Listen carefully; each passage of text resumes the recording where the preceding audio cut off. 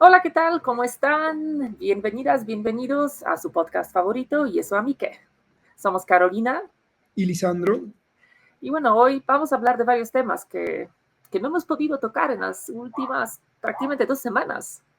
sí, la verdad que teníamos un tiempo que queríamos tocar estos temas, que han pasado varias cosas, y bueno, entonces vamos a recapitular un poco lo que ha pasado en los últimos días, que hemos tenido, creo que desde el tema de la elección de la presidencia de la CNDH, que lo habíamos platicado antes de que se diera la elección y quisiéramos retomarlo también, un poco la luz de algunos de los capítulos, también de los episodios que grabamos respecto hacia dónde iba México o las decisiones que se estaban tomando. Bueno, retomar esta también y también pensarlo a la luz de, bueno, cómo impacta esto también en temas de los derechos en México, de la procuración de justicia, de la justicia en México.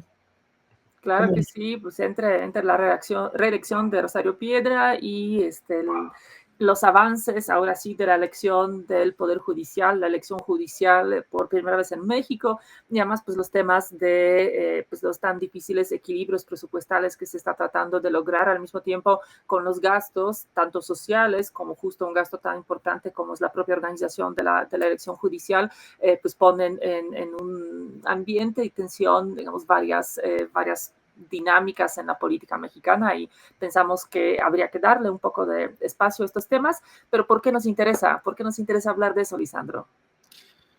Bueno, como hemos dicho en algunos episodios que abordamos el tema, la autonomía de la comisión es básica por las funciones que le da la propia Constitución, entendiendo que es un órgano que tiene autonomía, independencia, ¿no? Y que debería actuar para velar por los derechos, por el cumplimiento de los derechos humanos en México y de todo el marco normativo que México ha, tanto interno como de tratados internacionales que México ha suscrito. Y finalmente es la que debería, entendiendo que no tiene dientes, como se suele decir, ¿no? Que las decisiones que toma la CNDH son, digamos, no son vinculantes, pero bueno, entendiendo esto, es el principal organismo dedicado específicamente a velar por los derechos humanos, principalmente cuando son avasallados por parte del propio Estado o de la administración pública, ¿no? Entonces, no solo eso, pero quien nos defiende también de la actuación del propio Estado, pues la CNDH tiene un papel ahí que jugar y nos puede pasar a cualquiera, ¿no? En cualquier entorno que nuestros derechos puedan ser avasallados o puedan ser violentados y deberíamos contar con alguna autoridad que nos apoye en esto de tratar de velar por protegerlos, ¿no? Claro, y la misma lógica aplica a lo que pasa con el Poder Judicial, porque al final de cuentas también es ese otro poder al que podemos acudir ciudadanas, ciudadanos, cuando algo pasa en nuestras vidas, cuando nuestros derechos se ven afectados o cuando tenemos conflictos con otras personas, sean pues de corte de naturaleza familiar o civil, administrativa, de negocios, lo que sea, ¿no? Y también pues, ese Poder Judicial es el que se supone que nos debe estar capaz de defendernos del Estado, defender nuestros derechos frente a otros, frente a otras, ¿no? Y bueno, y el tema presupuestal cruza todo eso, porque siempre se dice, yo creo que de manera muy atinada, que cuando quieres ver las verdaderas prioridades de un gobierno, quieres ver qué le importa a un gobierno, lo que hay que mirar es el dinero, o sea, dónde va ese dinero, cuál es la estructura de gasto, qué es lo que se prioriza, y en este sentido vamos a reflexionar brevemente sobre qué dice el presupuesto o cómo podemos leer el presupuesto justo en términos de funcionamiento de los derechos, protección de derechos, de funcionamiento de la justicia en México.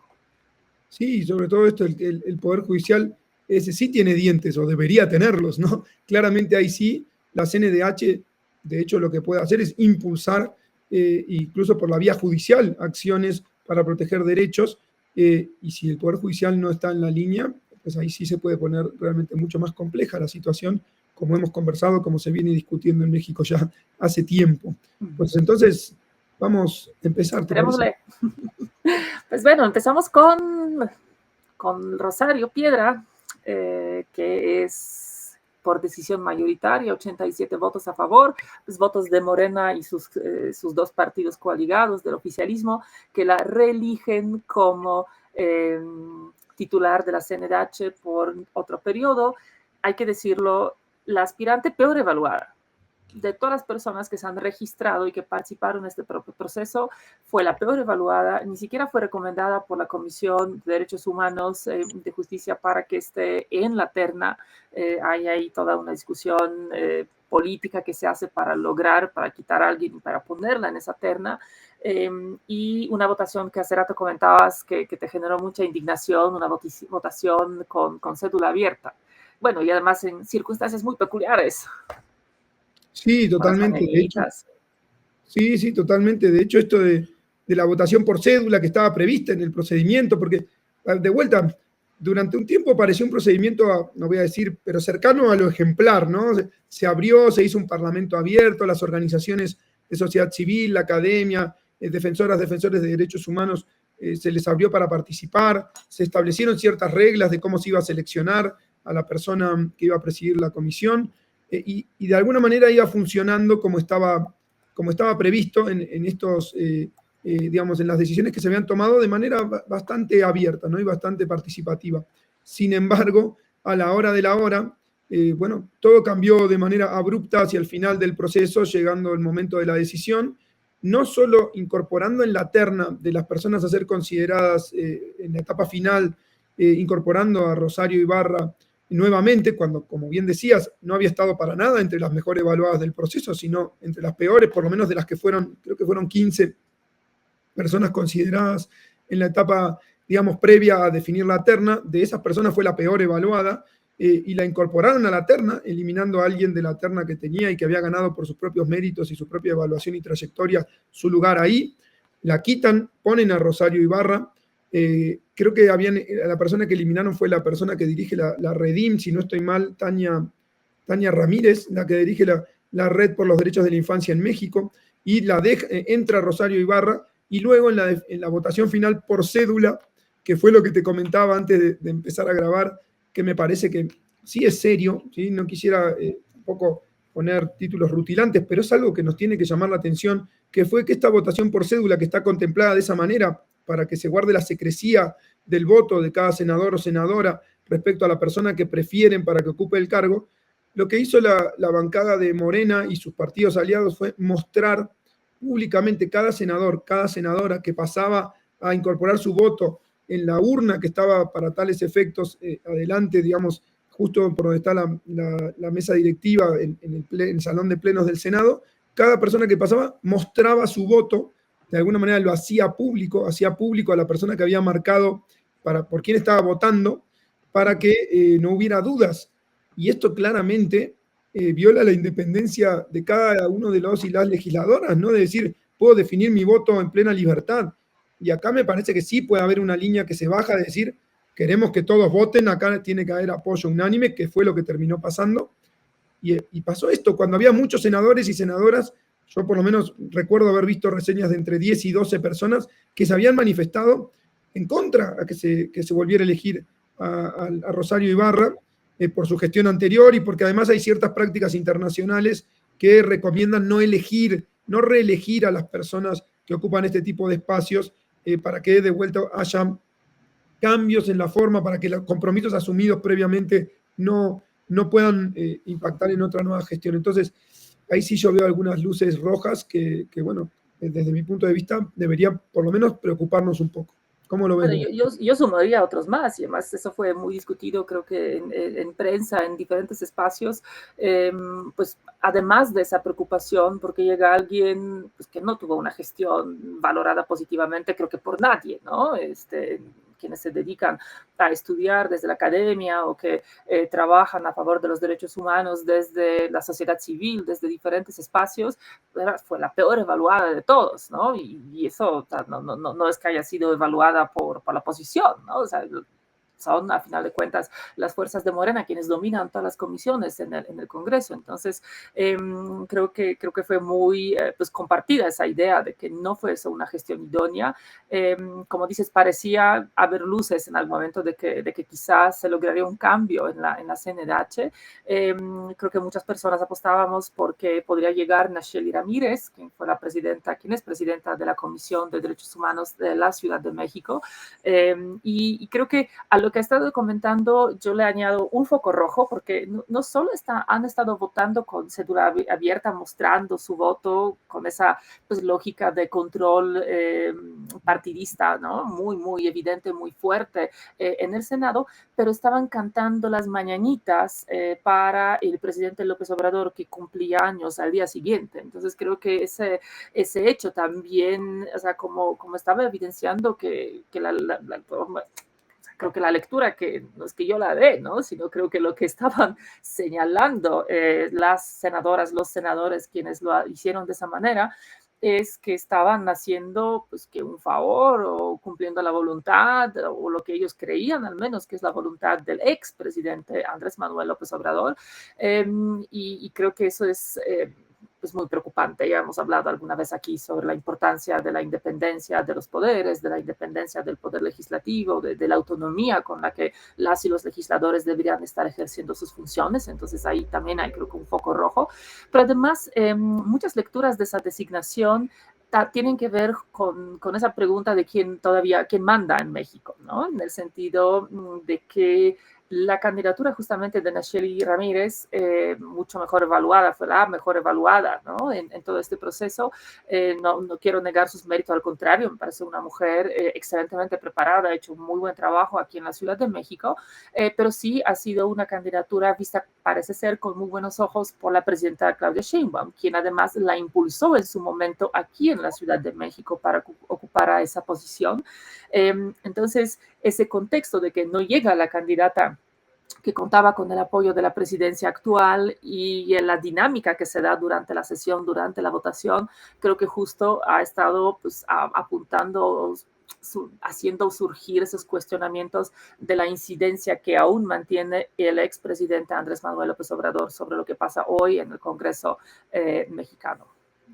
Sí, de hecho, hemos platicado que finalmente quienes dirigen, ambos que coordinan, perdón, los grupos parlamentarios de Morena en ambas cámaras del Congreso no son particularmente personas cercanas a la presidenta Claudia Sheinbaum, sobre todo a Dan Augusto López, coordinador en el Senado del grupo parlamentario de Morena, pero a ver, de alguna manera también de la propia coalición de gobierno como el Partido Verde y el Partido del Trabajo, que tienen sus coordinaciones, pero que evidentemente están alineadas con lo que define el grupo parlamentario de Morena. Es una persona claramente cercana al expresidente López Obrador, no es una persona cercana a la presidenta Claudia Sheinbaum, y Ricardo Monreal, que tiene en muchas facetas su propio juego político, lo mantuvo también con el presidente López Obrador, y claro que lo sigue teniendo, y él tiene su grupo que no necesariamente se alinea.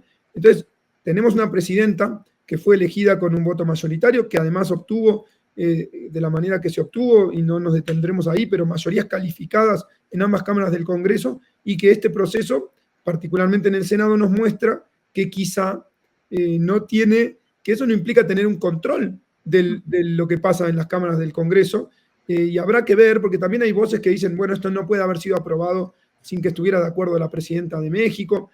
De vuelta, no podemos descartar ese escenario tampoco, porque finalmente, claro que puede haber sido algo que por distintas razones la presidenta Sheinbaum termine aceptando, pero claramente lo que tú exponías es lo que por lo menos nos tiene que hacer pensar que no estaba en principio, no era para nada su primera opción, ¿no? Que esto no, y su reacción en la mañana del día siguiente no ha sido como de mucho, de mucha felicidad. Totalmente, totalmente, y esto nos abre una incógnita, sobre todo pensando en esto de que decíamos, bueno, hay un gobierno claramente unificado, donde la misma coalición que gobierna controla ambas cámaras del Congreso y con mayorías amplias. Evidentemente sí se está avanzando en una agenda, el tema es quién está detrás de la agenda o si está compartido todavía ese poder de agenda, ¿no? Y que es lo que por lo menos podemos exponer y que necesariamente tendremos que seguir analizando conforme se sigan llevando cosas al Congreso y las agendas legislativas avancen, ¿no? Porque sí, definitivamente abrió un gran signo de interrogación este proceso. Claro. ¿Te parece que avancemos con el Poder Judicial? Aquí traigo unos datos para que nos demos cuenta. Ya hay ese debate de que si se debe o no, si es bueno o no elegir a los jueces, pero digamos, dejémoslo del lado por el momento y hablemos de cómo vamos a estar eligiendo a los jueces. Ha cerrado la primera etapa del proceso electoral en el cual las personas interesadas en ser candidatas a diferentes cargos dentro del Poder Judicial Federal podían presentar sus candidaturas, inscribirse en este proceso vamos a elegir en 2025, próximo 2 de junio, más de 5,000 cargos y se han presentado más de 24,000 en exactos, números exactos, 24,380 personas que se postularon con mucho mayor interés para las posiciones en el Tribunal de Disciplina Judicial y en la Suprema Corte de Justicia de la Nación, mucho menor interés por los cargos de magistraturas de circuito, juzgados de distrito. Ahí sí, las cifras incluso han estado pues debajo de lo que se esperaba. En este proceso los registros se están dando en 3 comités, o sea, el Poder Ejecutivo, el Poder Legislativo y el Poder Judicial, cada uno han instalado un comité de evaluación que va a revisar esos perfiles. Y aquí de manera muy interesante, la cantidad de las personas que se han presentado en cada uno de esos comités es distinta. Entonces, en el comité de evaluación del Poder Ejecutivo se presentaron unos 9,000 personas, más o menos.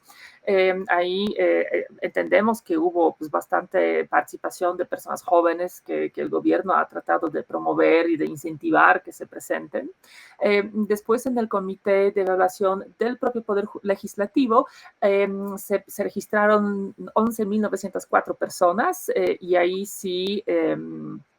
esas, hay que decir, inscripciones han aumentado significativamente en las últimas 48 horas antes del cierre. Todavía a finales de la semana pasada se decía que esto iba lento, que quizá no se iba a alcanzar ni siquiera el número de aspirantes como para tener una candidatura por cada cargo que se iba a elegir. Y finalmente, de manera muy interesante, en el Comité de Evaluación del Poder Judicial solamente, entre comillas, solamente, se han presentado 3,476 personas. Entonces, es el comité claramente con el menor número de aspirantes. Entonces, ahí creo que se está, no sé, o sea, ¿en qué clave crees que podríamos estar leyendo esas diferencias entre los 3 comités? Bueno, creo que los datos que nos compartís son muy, muy reveladores. Pensemos, la primera clave de análisis me parece que es por qué los poderes ejecutivo y legislativo, que son los poderes que están controlados en este momento por Morena y su coalición, son aquellos que reciben muchas más postulaciones, ¿no?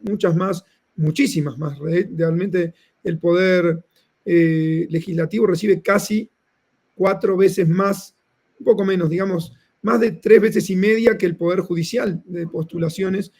Habrá que ver de vuelta aquellas que se vayan a evaluar como que puedan proceder para avanzar, pero realmente van a tener mucho trabajo estos comités. Pero ¿por qué el Ejecutivo y el Legislativo tienen tanta diferencia respecto al Poder Judicial? Y acá tiene que ver con que, por ejemplo, pensemos en todos los jueces y juezas que decidieron no participar de esos procesos, evidentemente, y que están fuera de esta contienda, las personas que quizá hoy sean parte del Poder Judicial y que hayan decidido, no necesariamente ocupando algún cargo de juzgador o juzgadora, pero que formen parte del Poder Judicial de carrera y que decidan ahora postularse a digamos, estas elecciones del próximo año. Entonces habrá que ver realmente cuando empecemos a conocer un poco más de los perfiles, pero definitivamente llama la atención porque uno podría pensar que también en quienes se presentan al Ejecutivo o al Legislativo puedan también prevalecer algunas cuestiones a ser evaluadas o a ser tomadas en cuenta que probablemente el Poder Judicial no. Es decir, me refiero a cualquier cuestión más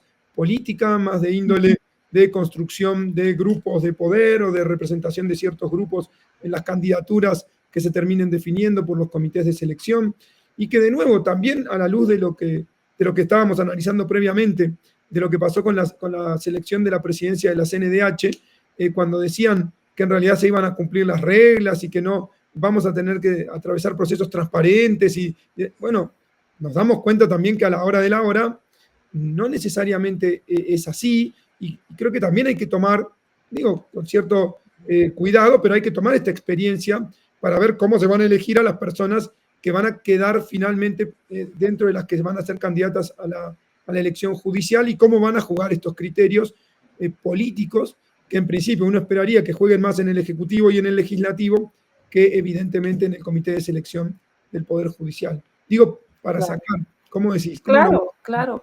Yo también creo que esa es una de las razones, ¿no? De que uno creo que las personas, como dices, vinculadas con el Poder Judicial, que forman parte, que han formado parte, creo que es más probable que sea inscrito justo por el Comité del Poder Judicial. Y creo que también hay una lectura de que ese comité es más, o va a ser más técnico, más exigente, más duro en esa evaluación que los otros dos. Creo que también es interesante, hasta donde se sabe, hay personas que se han inscrito o en 2 o en 3 comités, entonces también ahí habrá que ver cuántos son como candidatos únicos, o sea, en sentido que no se repiten, lo han hecho porque la convocatoria lo permite y creo que buscando incrementar sus posibilidades de estar en la boleta, ¿no? Si no salgo de uno, quizás salgo del otro de estos comités. También hay que ver de estas personas que se han inscrito cuántas realmente cumplen con todos los requisitos, porque en este momento simplemente sabemos cuántos expedientes se han presentado, pero no necesariamente si todas esas personas cumplen con todos los requisitos que establece la Constitución y la propia convocatoria. Y después, lo que sí sabemos, aunque tampoco hay todavía datos exactos, porque no todas las listas se han terminado de hacer públicas y hay que hacer todos los análisis, pero lo que sí sabemos hasta el momento que más o menos una tercera parte o solamente una tercera parte están están llegando a las, pero más bien son mujeres, o sea que tenemos una muy importante subrepresentación de mujeres y además, pues por propio contexto de las elecciones, la tómbola y muchos otros elementos, es muy poco probable que el resultado nos permita una mayor representación de las mujeres en estos, pues en diferentes espacios, digamos, dentro del Poder Judicial, que van desde la Suprema Corte, el Tribunal de Disciplina, el Tribunal Electoral y después ya magistraturas de circuito y juzgados de distrito. Creo que es una tendencia muy preocupante. Pero entonces, claro, porque mi pregunta también va en este sentido. Por ejemplo, pensemos, los comités de selección entonces no van a procurar cierta equidad o paridad en aquellas personas que se vayan a proponer como listas de candidatas, porque evidentemente se va a depurar estos listados. Como bien dijiste, veremos con el paso del tiempo, en las siguientes semanas habrá una depuración de estos listados y sabremos un poco más quiénes y cuántos son los perfiles que podrán avanzar, pero uno esperaría que en toda la discusión que se ha venido planteando a lo largo ya de muchas décadas, pero principalmente en la última década, esto debería estar ya bastante asumido, ¿no? Es decir, bueno, las comisiones de selección deberían, entendiendo los perfiles y los requisitos que deben cumplir, pero procurar cierto equilibrio en la integración de las listas, en un equilibrio de género en la integración de las listas. Lo que vos estás manifestando es cierta preocupación de que esto quizás no va a ser de esta manera, más allá de que en las propias listas, esto ya es un dato concreto, hay una mayoría de hombres, ¿no? Claro. Mira, yo creo que eso va a ser bastante viable lograrlo en las listas de candidaturas para la Corte, el Tribunal de Disciplina, para la Sala Superior. De hecho, para la Sala Superior, como son solo 2 lugares, está muy claro que es 1 y 1, ¿no? Uno va a ser para candidatas mujeres, otro va a ser para candidatos varones. Pero creo que en otros espacios la cosa es bastante más compleja. O sea, de hecho, creo que todavía no están listos los análisis para saber quiénes se mantienen, porque recordemos que no estamos eligiendo ahora en estos, la Corte completa, el Tribunal de Disciplina como se instaura por primera vez completo, en Tribunal solo 2 cargos van a ser paritarios, pero en el resto, ¿no? Lo que son magistraturas de circuito, juzgados de distrito, no estamos eligiendo al 100% de los cargos, sino un poco más de la mitad, más o menos. No queda claro quiénes están hoy en las funciones, quiénes se mantendrán, de qué género son esas personas, en función de eso, entonces, de qué género tendrían que ser las personas candidatas para lograr un equilibrio, pero además, justo como dices, hay más hombres que se han presentado en esta convocatoria que mujeres, y eso pues puede hacer difícil el trabajo de los comités, inclusive simplemente en el sentido de lograr esos equilibrios cuando no hay, quizá, vamos a ver, pero pool suficiente de personas, en particular de mujeres.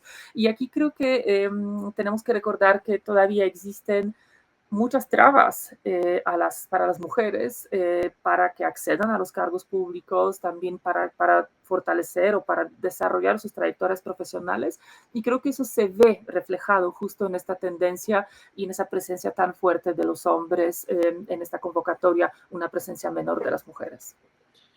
Y otro tema que preocupa, ¿no? Además de que estamos comentando, es el de la falta de experiencia, ¿no? Evidentemente, a ver, lo sabíamos, los requisitos que se establecieron para que las personas pudieran postularse a estos cargos ya dejaban ver que muy probablemente hubiera mucha gente que se postulara que no tuviera experiencia, o muy poca o ninguna experiencia judicial, y esto parece en los primeros datos que hemos conocido que es lo que estaba sucediendo, ¿no? Que vamos a tener muchas personas con poca experiencia y que va a ser otro de los grandes desafíos, ¿no? Habrá que ver, como veíamos ahora en las siguientes semanas, hasta el 15 de diciembre tienen los comités de evaluación para hacer estas depuraciones y poder decirnos quiénes son las personas que cumplen con los requisitos, que son bastante mínimos, que establecía la reforma para la postulación, y de hecho creo que estamos viendo algo que esperábamos, ¿no? Es decir, era muy probable, sobre todo porque hubo una reacción de quienes están ejerciendo los cargos de personas juzgadoras, de decir, bueno, nos están poniendo en una posición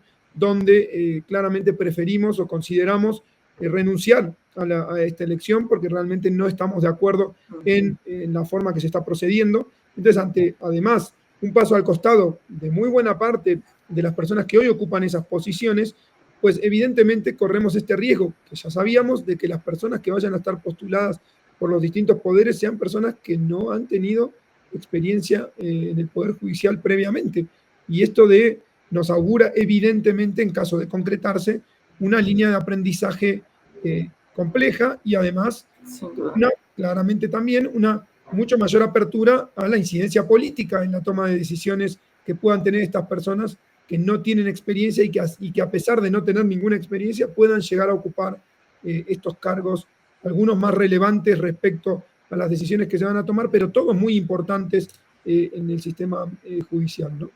Sin duda existen esos riesgos ahí. Esperemos que los comités de evaluación justamente tengan la capacidad de seleccionar los mejores perfiles y ojalá esos sean, especialmente creo que para las altas cortes, perfiles con mucha experiencia, porque, bueno, ya, yo no me imagino, ¿no? O sea, eres egresado hace 5 años y dices, puedo ser ministra o ministra de la corte, ¿no? O sea, realmente es un trabajo que requiere muchísimos conocimientos, mucha preparación y mucha madurez, ¿no? Que yo creo que se logra con trayectoria de vida y trayectoria, por supuesto, profesional. Entonces, esperemos que los comités hagan ese trabajo más fino, digamos, para filtrar esas candidaturas. Y en general, pues creo que todavía hay muchas incógnitas, ¿no? Porque para 15 de diciembre es esa primera depuración, digamos, de quienes pasan y de quienes después serán o entrevistados o ya evaluados más a profundidad por los 3 comités. Y ahí todavía muchas incógnitas al respecto de esa elección, de cómo vamos a votar, de cómo van a ser las boletas. Se está diciendo de que realmente, especialmente en ciertas entidades federativas, en la Ciudad de México en particular, terminaríamos votando una cantidad muy importante de personas. Entonces también hay, creo que los retos que tenemos, que tiene el propio gobierno, el INE y todas las autoridades involucradas es pues explicarle a la ciudadanía cómo funciona esto, pero también explicar cómo funciona el propio Poder Judicial, ¿no? Porque no necesariamente todas las personas tenemos claridad sobre qué hacen los jueces, juezas de diferentes niveles, de diferentes ámbitos competenciales, o sea, cómo es toda esa práctica de impartición de justicia en nuestro país. Y en particular, ahí están también varias controversias que tienen que ver con la organización electoral, ya lo que sabemos, para entrar también en el tema presupuestal antes de que se nos acabe el tiempo, que el Instituto Nacional Electoral había pedido unos 13.5 millones de pesos para la organización de este proceso electoral que, hay que decirlo, es más grande que el proceso político que acabamos de pasar el año pasado. O sea, se estima que... el más grande de la historia, ¿no? Claro, ¿no? O sea, no tenemos todavía toda la certeza porque hay muchas decisiones que el INE tendrá que ir tomando en las próximas semanas, pero se estima que, por ejemplo, solo entre Ciudad de México y el Estado de México se estaría imprimiendo posiblemente una cantidad de boletas que correspondería prácticamente a todas las boletas que se usaron en la elección de 2024, ¿no? O sea, aquí como la magnitud de todo esto. Ya se sabe que el gobierno no quiere, Sí, no le gustó el número, ¿no? No le ¿no? gustó No quiere el... ni tiene, ¿no? Eso también creo que hay que dejarlo muy claro. Recursos para darle toda esta suma al INE. Parece ser que va a ser solamente la mitad de eso. Entonces ahí tenemos una cuestión pues muy compleja de una elección que podría ser o muy cara o quizá organizada con otros estándares, y no necesariamente a los que nos hemos acostumbrado en los años pasados. También hay pues cuestión de disminución de fondos para pues, prácticamente toda la administración pública y en particular la CNH, que de la que hemos estado hablando también hoy, es que la CNH va a tener pues uno de los presupuestos más bajos en los últimos años. Entonces ahí estamos creo que observando también otra vez varios focos rojos, ¿no?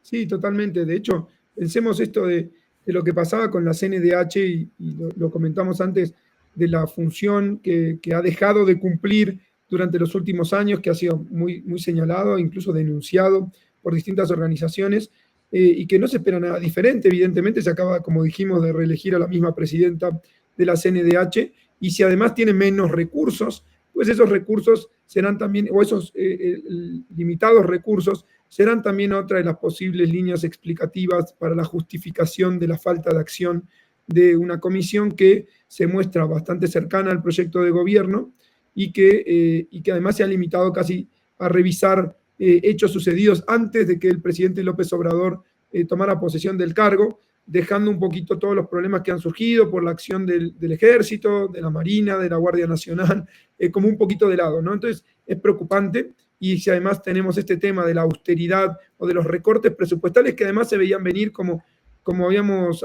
dijimos desde el principio, no será este el capítulo para abordar un tema del presupuesto en sí, pero se esperaba un presupuesto que tuviera que hacer algunos ajustes respecto también a los déficits fiscales o al déficit fiscal del presupuesto anterior, ¿no? Entonces es como que si se quería equilibrar un poco el presupuesto, iba a tener que haber recortes, esto se esperaba.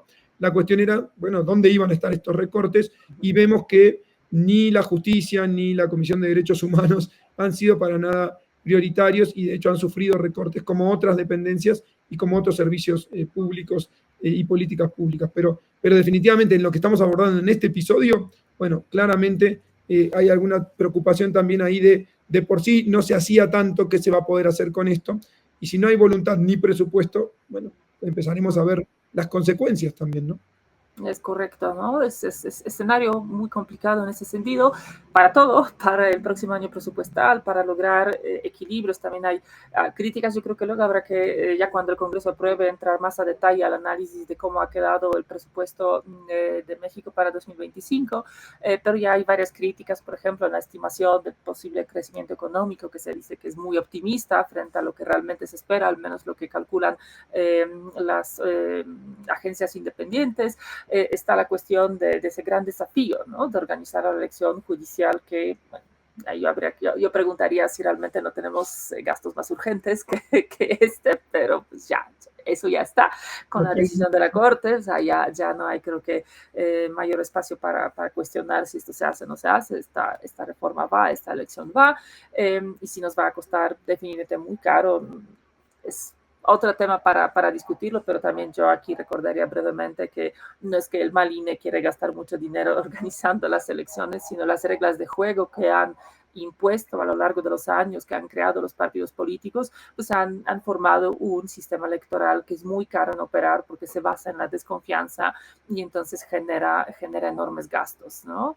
Pero bueno, eso no es responsabilidad del INE. El INE tiene que operar dentro de lo que la ley le No es señala nuevo tampoco, ¿no? y no es nuevo tampoco exactamente, ¿no? Pero pues no sé qué se esperaba de que cuánto iba a costar eso si las elecciones pues cuestan caro en nuestro país. Entonces es un escenario creo que muy complicado para pues, las próximas semanas, aunque seguro va a haber cierta desaceleración de la agenda pública. Pues estamos a un mes de la Navidad, justamente, ¿no? Casi por salir de vacaciones, pero sí es un difícil cierre del año y yo creo que va a ser un difícil arranque el año que viene. Pues sí, yo creo que a esto, para ir un poco cerrando algo de lo que no mencionamos, y que fue también que esto también pasó y se llevó a la Comisión Interamericana de Derechos Humanos, el tema de la reforma al Poder Judicial, también fue abordado allí, seguirá siendo tratado, se expresaron ahí distintas voces, obviamente el Estado mexicano tuvo representación, así como también las personas que estaban del Poder Judicial, las personas juzgadoras y de organizaciones que están en contra, y también se llevó a esa digamos, al ámbito americano, que es además por control de convencionalidad, según tengo entendido, México ha aceptado y obviamente es parte del sistema interamericano y tiene que, digamos, forma parte de lo que la Comisión realiza y acepta en principio las recomendaciones. Habrá que ver qué pasa en este tema muy puntual, pero lo que decimos es, finalmente, como bien decías, esto va, porque ya pasó incluso por la propia Corte y listo, y se aprobó y va para adelante, pero todavía sigue habiendo coletazos y sigue habiendo circunstancias que van a seguir en el ámbito internacional mientras se avanza de la manera que se pueda y como en medio hemos abordado aquí en la elección para el año que viene del Poder Judicial. Así que, Caro, nada, desde mi último comentario es, bueno, veremos, ya hemos hablado de los riesgos para ciertas instituciones, los riesgos para los contrapesos en un sistema donde hay división de poderes, donde los poderes implican contrapesos y que está cambiando claramente en los últimos 2 meses de manera abrupta y que al parecer puede que siga cambiando, ¿no? Por las reformas que se están tratando y se tratarán y que vienen en agenda. Veremos si es este año, si ya será el próximo, en el siguiente periodo ordinario de sesiones del Congreso, y estaremos aquí para seguir comentándolo. Así que agradeciendo a todos ustedes que nos escuchan, que nos ven por YouTube o nos escuchan en Spotify, síganos, háganos llegar sus comentarios, denle like si les gusta lo que hacemos, compártanlo, suscríbanse, y Caro, como siempre, un gusto. Un gusto, Isandro, y por supuesto estos temas siguen en la agenda. Regresaremos en este espacio para hablar del presupuesto, regresaremos para hablar sin duda y en muchas ocasiones en el futuro sobre la reforma judicial cuando ya haya una decisión en la Comisión Interamericana, cuando avance el proceso y tengamos cada vez pues, más claridad sobre cómo se va a llevar a cabo, sobre quiénes van a ser las personas candidatas. Todo eso estaremos comentando con ustedes aquí en su espacio, su podcast favorito, Y eso a mí qué. Nos vemos pronto.